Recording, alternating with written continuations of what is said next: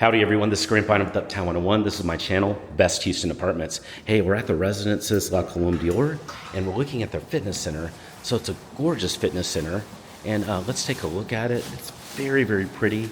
Oh, look at these huge, I love these huge container areas where you can put the equipment.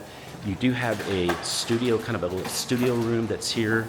Kind of a nice studio room that's really, really nice, and you can do some things in here. And then you've also got a really huge area here. You've got ellipticals, treadmills, and you do have kettlebells. You can see there's floor-to-ceiling windows here too. It's a really pretty area, and there's a lot of equipment. There's a lot of weight equipment. There's a punching bag here. There's pull-down lat presses, things like that. There's a Smith machine. There is dumbbells over here, and then you can see it's looking out over the city. It's really nice. There's kind of a patio out here too. So really cool fitness center here at the Residences La Colombe. Hey, if you have any questions about anything you're seeing, send me a text. Just use the number below.